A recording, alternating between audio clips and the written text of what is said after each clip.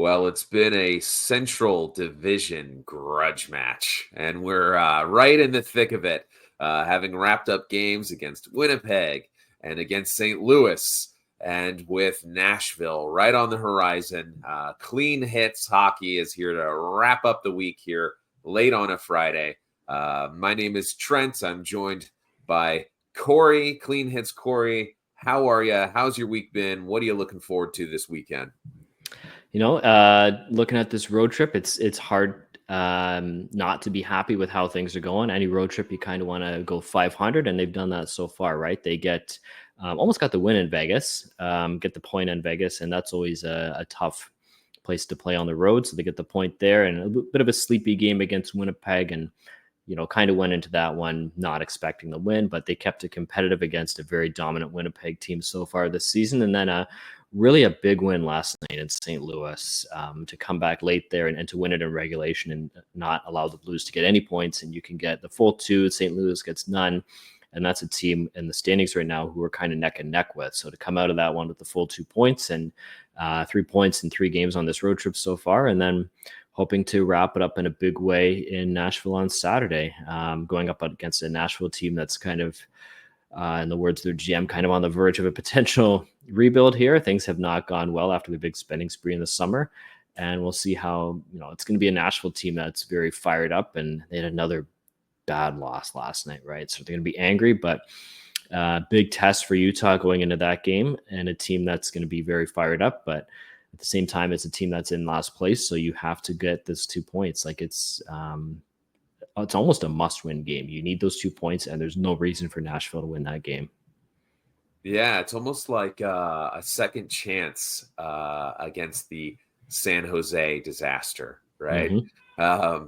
So the ability to kind of make sure that this time you come away clean, right? Now, we will be breaking down the Blues game here. We'll be setting the table for what's coming up next, kind of teasing our next week and some exciting things that we've got going on here at Clean Hits. You can hear about that here, but also you'll want to check out cleanhitshockey.com, where you're going to get access to our written blog that accompanies the podcast. There is a free membership available for folks who want to have access to a limited catalog of our written work. But why not sign up for the premium and get full access to all of our Clean Hits hockey content? Catch us on X or Twitter at Clean Hits Hockey. Also check us out on YouTube, where we have our not only our audio version of the podcast, but our video version of this podcast as well. The audio comes out on Spotify and Apple Podcasts. Corey, we saw some magic last night in the form of a really great highlight where Maccelli and Cooley and Guenther connected for what an eye-popping goal that was. Mm-hmm. Maybe a sign of things to come, maybe some chemistry with those young stars. We've seen folks kind of cycle on and off of that line this season with Cooley and Guenther. What did you make of Maccelli's presence on that line?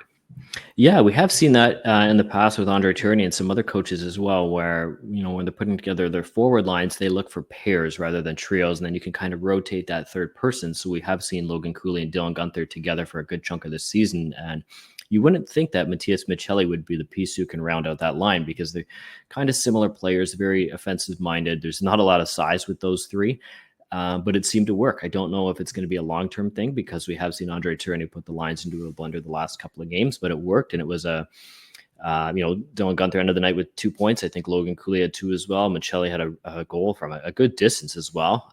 You don't usually see him shoot the puck, but it was a great goal, and that line seemed to work.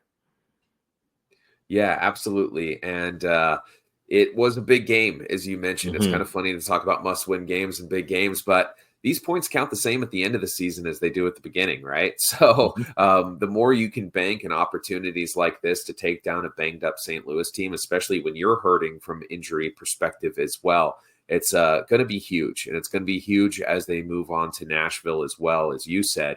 Another thing that's really huge is Maverick Lamoureux. Who showed not only his size, but his aggression in the game against St. Louis. Any thoughts on Mav?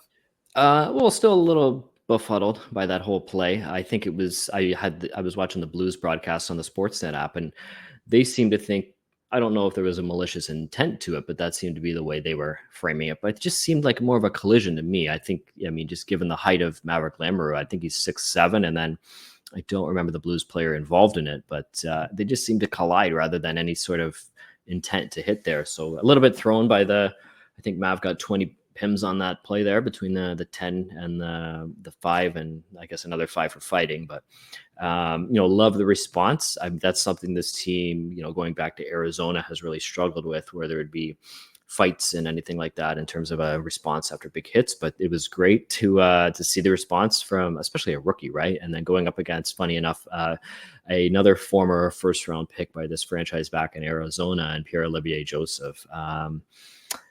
Left us a little short in the game. It's funny too, going from, playing 7 defensemen for the last couple of games, and then we go down to 6, and then we actually go down to 5 in that game with Mav Lam's ejection, but held on and came, getting the win in regulation was critical, and keeping the Blues where they are in the standings. Yeah, shorthanded in more ways than one, going from 7D without 2 of your top 3 to now down to 5D with arguably another one of the guys who's probably in your top 3 in terms of overall performance since he's been called up in Mav Lam, and shows that he's getting it done in more ways than one. He did more than hold his own against P.O. Joseph. P.O. Joseph is not, the heavyweight champ of the NHL by any means. People aren't really shaking in their boots, worried about what POJ is going to do. But Mav Lam's a rookie, and he really handled himself really well with those gloves off. It was a good sign. He's not afraid. He looked very comfortable. He was laughing with the official in the penalty box after, until he learned that he was being given a game misconduct. Then he didn't look quite so happy, but I love to see the comfort. I think he looked like a veteran, to Olli Mata's point, as he made comments in the locker room after his debut that he couldn't believe the kid was playing in his first couple games in the league, that he looked like he'd been around for a while. And I tend to agree, given his performance thus far. I hope it's something that he can keep up. We desperately need it. I think it's a good sign for this season as well as beyond. I think we're going to start seeing some guys come back in the spring. There's going to be some interesting choices made. Bill Armstrong has completely overhauled this blue line, but it feels like we're already kind of ready for a second overhaul at some point, whether it comes slowly or all at once again. It doesn't feel like a finished product, even when some guys come back from injuries, right? Yeah, and as far as Maverick Lamoureux, I know I've said on the past couple of episodes that it's kind of a play it day by day with him, and I still think it's the same, where as long as he continues to perform well and he's getting the minutes, I think he's gotten 16 to 20 minutes each game he's up, and continued to perform well. Just very steady, not making many of any mistakes, not too flashy either, but just almost kind of what Olli Mata's been able to provide on the left side since he was brought in, right? Just steady, air-free hockey. Doesn't have the offensive touch that he did back in his Penguins days, but just reliable. And I think we've seen Maverick Lamoureux provide that on the right side as well since he came up. And still, the reality is we don't have any other options who can play right now. We have Robert Bertuzzo, but he is more of probably a veteran voice in the locker room at this point. He played in the Winnipeg game, and he only had 6 minutes. So really shows the extent of his capabilities at this point, where you can't offer him a ton of minutes. So as long as Maverick Lamoureux continues to perform well at this level, I don't think we're hurting his growth. The reality is, if Sean Durzi and John Marino were healthy, Maverick Lamoureux would be in Tucson and getting those reps, and that's kind of crucial to his long-term development. But at the same time, he's looked pretty solid since he came up to Utah, and as long as he continues to play well, and as long as there continues to be no other options, who knows if Bill Armstrong will make another trade here at some point. But until those two things are no longer true, he's going to continue to play on this team. Yeah, and I think that from a development perspective, playing well in the AHL is better than struggling in the NHL. But playing well in the NHL is better than playing well in the AHL, I think, for your development anyway. So I think he's not hurting for valuable development experience through this call-up. And I think the longer he stays, as long as it's for the right reasons, that he's helping the team win and that he's playing well and not struggling, it's a good thing for him, not only for this season, but for the long term as well. And speaking of the long term, we've been talking prospects a lot on the blog. We will be releasing a NCAA feature for our Prospect Primer series next week. It's going to feature Jonathan Castagna, Michael Robel, Tanner Ludke, and Will Skahan. That's going to be the third installment of the series that previously featured AHL top prospects like Artem Duda, Julian Lutz, and Maverick Lamara. Joke's on me. He got called up right after I published it, as well as Miko Matika and Max Zuber down on the farm there in Tucson. Last week, we released the CHL feature with Owen Allard, Cole Baudouin, Terrell Goldsmith, Thomas Lavoie, and Tej Ginla, who is another player I wanted to talk about a little bit here this afternoon. Tej is somebody I've been keeping a close eye on this season. I've been watching a lot of Kelowna Rockets games this week. I've watched 3 or 4 of them in sequential order that had been played a little ways back. I'm trying to catch up to live basically this weekend in my viewings of Tej Ginla. So I'm going to have a good number under my belt, and I'll be putting together a write-up on what I've seen from Tej early on this season, his play as a center for the Kelowna Rockets, the evolution of his overall game, what things are looking like for him so far in this very young WHL season. I've also been watching a lot of really impressive WHLers while Tej was out there. You know, I got a chance to watch Victoria, saw Kipke and some of our other prospects. Goldsmith played against Tej when I was watching Tri-City against Kelowna, but also a lot of really exciting 2025 draft eligible prospects that I think are right in our wheelhouse. Guys like Jackson Smith and Braden Coots. So I'm looking forward to typing up the beginnings of my coverage on the 2025 draft class, which is a little bit early into the season as we're playing very well. We're currently in a wild card spot, the last I checked, so probably not the top of everyone's mind, but always good to keep an eye on the progression of these prospects as we go. Is there anything you wanted to add on the prospect front, Corey?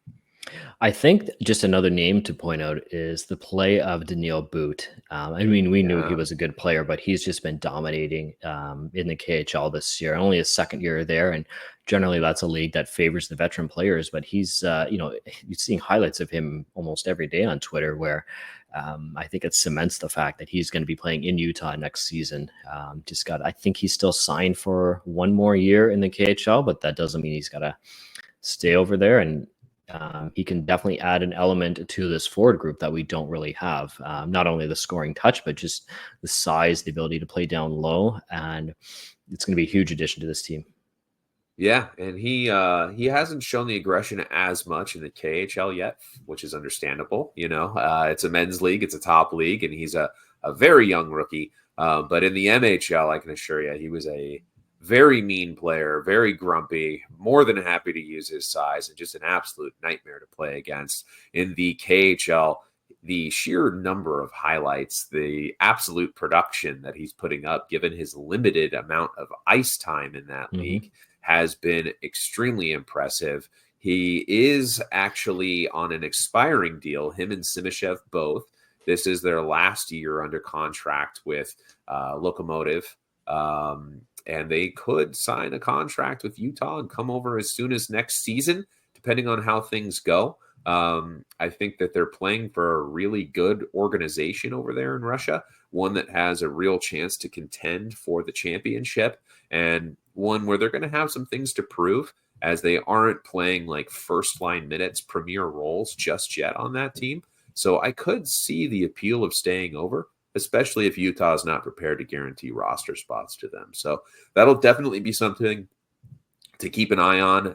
Point of interest is what happens, whether they sign a 1-year extension over there in Russia, if they get pressured into a 2-year deal, or if they are in a big hurry to get over here to Utah and help the hockey club win games over here. So we'll keep an eye on that. I will be releasing a KHL prospect series as well when I've had a chance to catch up on more KHL games and get some more views on and have some more things to share on those guys. It's on my list, but there's a lot of hockey to watch, not the least of which is what's going on in Salt Lake City with the Utah Hockey Club, as they're currently called, and maybe will be called forevermore.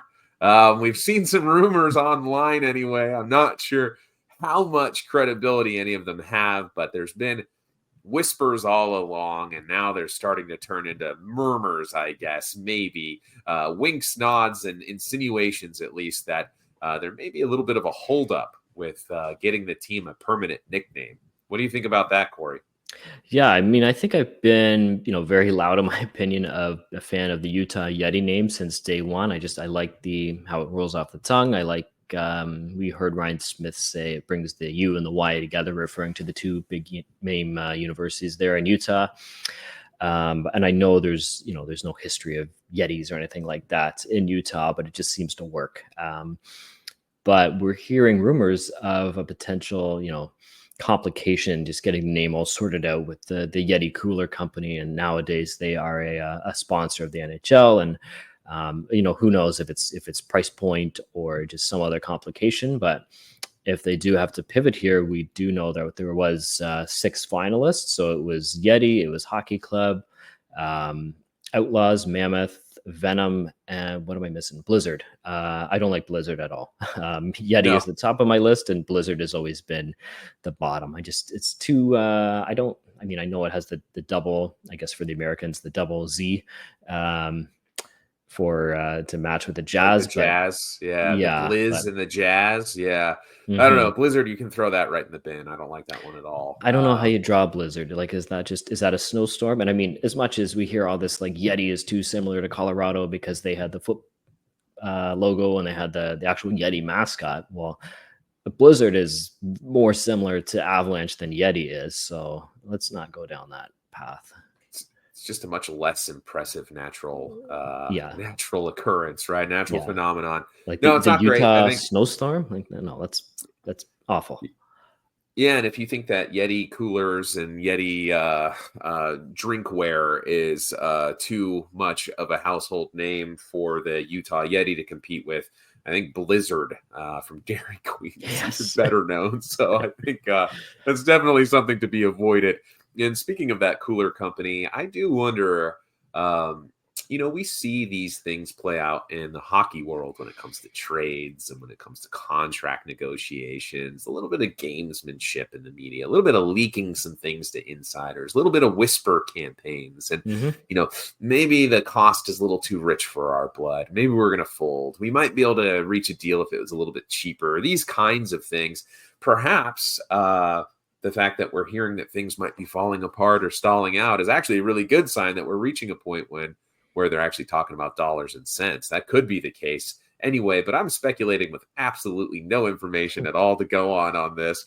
But it is fun to talk names, right? And to your point, if we're setting Yeti aside and if we're setting Blizzard aside for the point of this exercise, if anyone's not setting Blizzard aside, I don't want to hear from you. I don't, because you're probably boring because you like the name Blizzard. But what remains there is Venom, Outlaws, and Mammoth, right? Am I missing one? And then, of course, Hockey Club. Yeah. Hockey and I Club. think you can throw out Outlaws. I mean, I know we've seen some recent speculation about that, but I think they're pretty locked into this powder blue color scheme. And if you're seeing like a cowboy or I don't even know how else you would depict an outlaw logo, but that's generally Barbed not wire, something that's 6-shooter, blue, right? Bull horns, skulls. Yeah.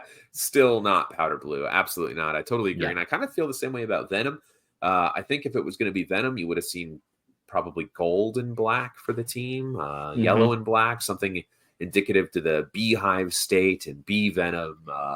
I don't know how you do that with powder blue, and it does seem like they're kind of pot committed here. So I think it really comes down to what would be a very easy pivot to Mammoth. A lot of the brand assets, a lot of the overall branding and design elements still work out with an Ice Age creature.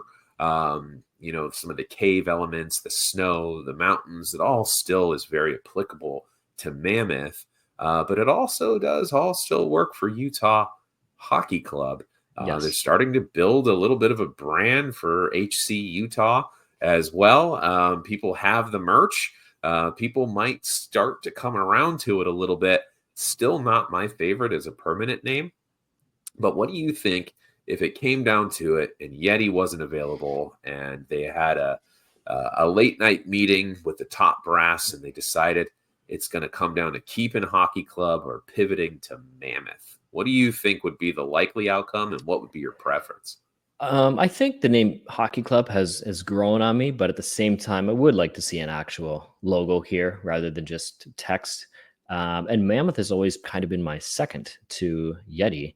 And what's kind of interesting about Mammoth, unlike Yeti, is it actually has a tie to Utah, right? It's the state where the Yeah. most dinosaur bones were found. It's the state where the most remains and bones and all that sort of stuff of mammoths were found. And honestly, it's just a big, cool creature, right? And I mean, it fits Yeah. the Bill Armstrong kind of the type of team he's building, right? These big, strong, scary things. I think it's just a natural fit. And you can do the same color scheme with the blue. And I mean, obviously, woolly mammoths were not blue, but the whole Ice Age thing, it seems to work. And we saw some crazy traction on Twitter this week where Sticks taps to Chat GPT with a logo that they were able to create, and we can put it up on the screen here. This is probably one of the better ones I've seen so far. Tried to get it to tie in the Utah aspects with not only the colors. The color here is a little bit off. This is more of a San Jose, Seattle blue-green color, where I think it would be, I don't think they're going to change from the blue that they're using right now with the Hockey Club. So if you can just imagine this in those colors. But I love the mountain tie-in. And we did see a couple of our followers on Twitter respond to this where they can tweak the logo where you're using the tusk to, it's basically a U, and then you're embedding a T, A, and an H into the trunk where it spells out Utah in a very subtle way. So, I mean, if this was the logo or something very similar to it, I would be very happy with that. And I don't think you even really need to make tweaks to the jersey. You just basically take this, put it on you take the Utah spelling off the current logo, slap this one on there, and you're good to go.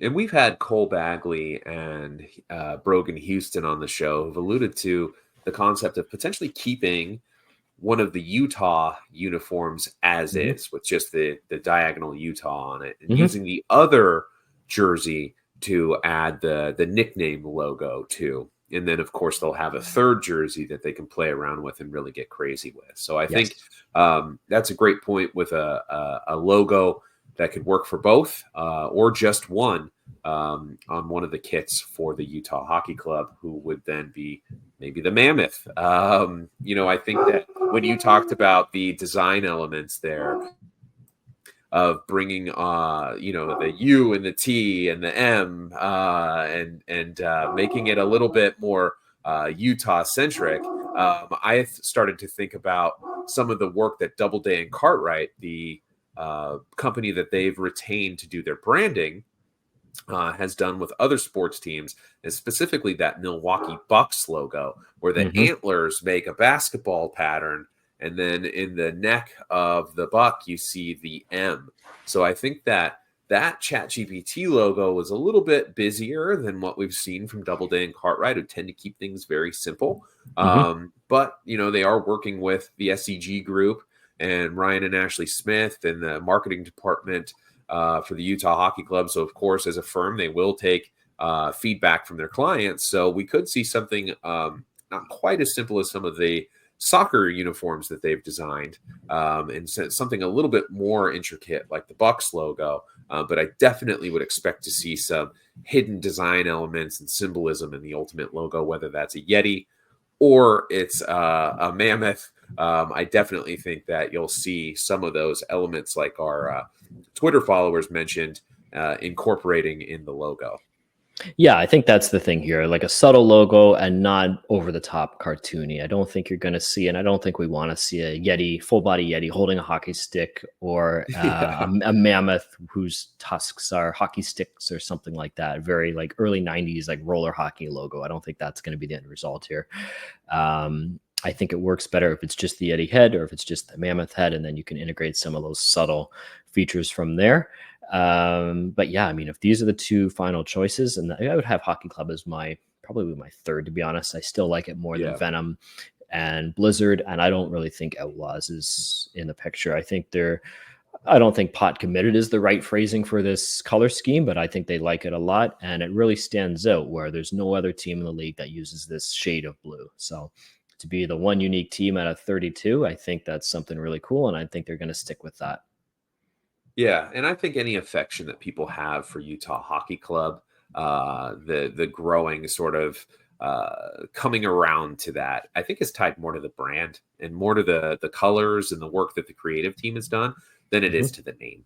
I don't know that the name is what people are falling in love with. I think they're falling in love with the overall look and vibe and brand, which is another reason why I don't think they're going to scrap that in favor of something like Venom or Outlaws, where it doesn't really fit. And I would say that, to your point, we're probably going to be safe from anything overtly cartoony or over the top or busy or straight up ugly. I don't think that we run that risk because of the firm that they retain to do this work, Doubleday and Cartwright.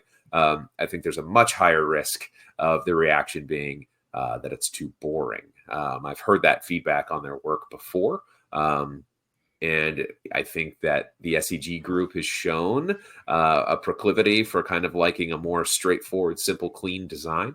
So I think that's where it's fun if you bring in a crazy nickname like Mammoth or Yeti to sort of shake that loose a little bit. I think if they stick with Hockey Club and their simple, clean branding, it's going to be just a little bit too boring for everybody. I think that when you have a firm that you can trust not to get too cartoony and over the top, you can afford to have a name like Yeti or Mammoth and still have it turn out looking kind of timeless and classic and clean. So I'm really excited to see what they come up with, whether or not it's Yeti or Mammoth. Either one, ultimately, I'm going to be totally fine with. And I'm excited to get to that point and move on and have it finalized. Yeah, and I don't think we're too far off from getting it finalized either. We know we've heard President of Hockey Operations Chris Armstrong talk about how we're going to see the jersey reveal here in the next maybe week or so, and that's relative to the Utah Hockey Club jersey. But at the same time, we know coming into this season, the reason they didn't have a jersey was Fanatics, the NHL's jersey manufacturer, was just so far down the road, where I believe the deadline is sometime in December. So they need to have this name sorted out in the next couple of weeks here so that in December they can start making the jerseys for next season. So, maybe those jerseys are available at some point later this season or not, but we could be in a position here where the name gets sorted, the jerseys get sorted out, and maybe it leaks out that we know at that point that the name is going to be the Utah Yeti or the Utah Mammoth or the Utah whatever. Yeah, and I would lean toward Yeti still. I think that Chris Armstrong is a smart guy and a careful guy, and knowing that the deadline looms for Fanatics, I don't think he's going to come out and make the comments that it's loud and clear what the fans have wanted since day one. It's been an overwhelming response. There's an obvious favorite. We're doing everything we can to make it happen. I think he would have used that opportunity to set people up for a little bit of a soft landing on maybe a compromise or somewhat of a disappointment. I think he could have used that chance to phrase things differently if they were truly worried that this would be in jeopardy. I think that because he answered that question in the way that he did, in the time frame that he did, that Yeti to me is still the big favorite as the most likely outcome here.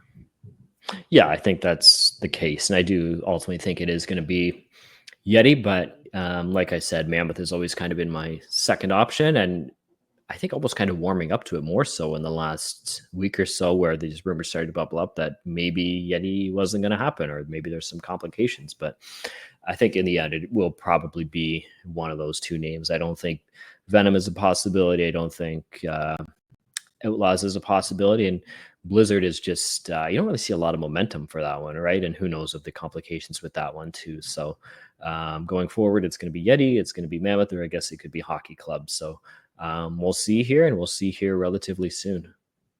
Yeah, I'm excited for it. I hope they don't keep it secret for long. I think we've been kept on the edge of our seats for quite a while already on this front. I'd love to get some confirmation at some point, and then the big reveal can be the new logo, the new brand, the new kits. It doesn't have to be all of those elements all at once. I think it would be great to do some reveals and teasers along the way that help get fans in the know while still building excitement for what the ultimate final product is going to be for next season.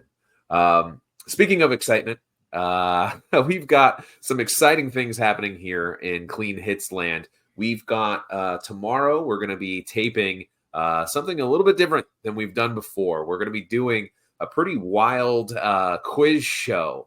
We're going to bring on celebrity guests like Austin Facer from SLC Puck, like Brogan Houston from the Deseret News, and like Clean Hits Corey, the biggest celebrity of the bunch, to compete as champions for some of our fans from the Discord. Kenny's going to be hosting. I'm going to be refereeing actually here. So watch yourself. No cheating. I'll be in full garb, ready to lay down the law, and I'll be throwing out 5-minute majors like it's going out of style, like you're all Maverick Lamora, who just made an honest mistake, damn it. But we'll be going through some hockey trivia, some funny joke trivia, some definite geographic trivia around Utah. You'll have to tune in to see who's going to win.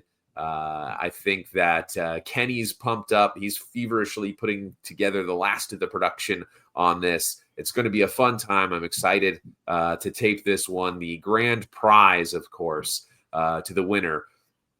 One of our fans who's being represented by one of the contestants will win a couple of tickets to the Carolina Hurricanes game this Wednesday. So exciting prize to give away. There will probably be some more prizes. I'm sure when Brad's back from his vacation, he can't wait to give away some t-shirts and some other things. We know he loves giveaways, so I would look for the bounty of prizes to grow as the taping continues. So definitely be on the lookout for that. We're hoping to release it early next week, and be sure to congratulate the winner. Be sure to troll the losers, mock them mercilessly, and the fans that they represent. Might as well let everybody have it, and it'll be backpats for all the winners, right, Corey? So are you doing anything to get ready for it? Are you doing any stretches, limbering up, studying? What have you got? How are you preparing? I'm going to have to brush up. I think I can do okay hockey trivia-wise. I mean, some of the older stuff might be harder to remember, but no pressure, right? I got to get these people their tickets, and we'll see. I think I can do okay, but we'll see how it goes. Now, I want you to think about this. There's going to be a beverage element to this. Mm-hmm. I know that some will be drinking probably adult beverages. Others will be drinking soft beverages. I'm a soft drink kind of guy myself, but we are taping this in the afternoon tomorrow. It is a Saturday. So have you thought about what you might bring as your beverage? I haven't thought about my own, but I think a good one for Austin, being the native to Salt Lake City in Utah, is I think he needs the dirty soda, right? I think it's gross, but mixing, I think it's like Dr. Pepper or Diet Coke with milk and lime juice and all these other things, but I think that should be his drink of choice. Maybe I'll have to come up with some kind of Ontario or Canadian style drink. I know Brogan is also Canadian, but maybe he can come up with something BC related, and then I'll have to come up with an Ontario style drink. Yeah, perfect. Yeah, just warm maple syrup, right? Yes. Just a nice tall glass of syrup.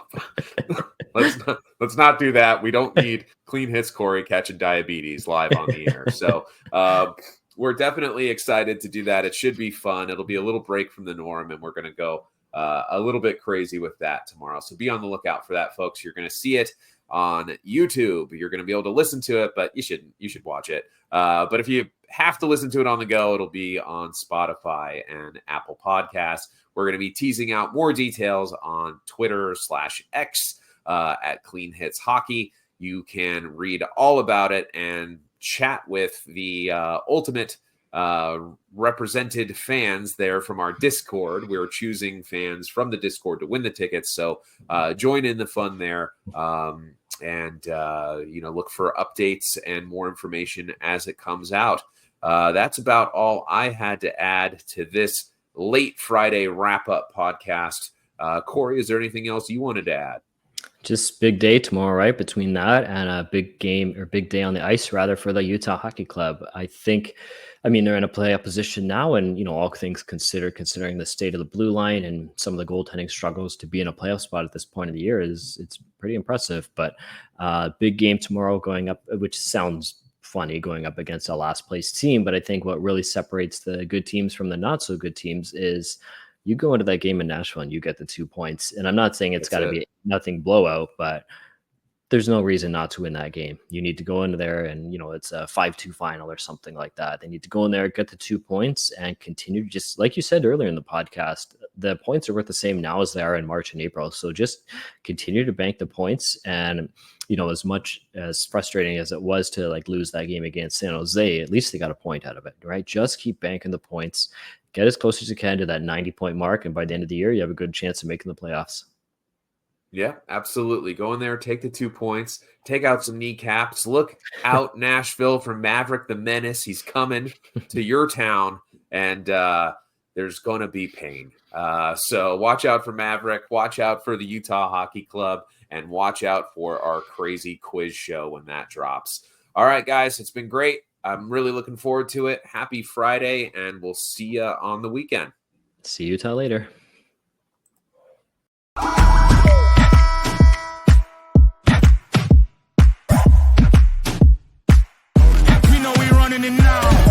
Watch the game change. Watch the game change. Watch the game change.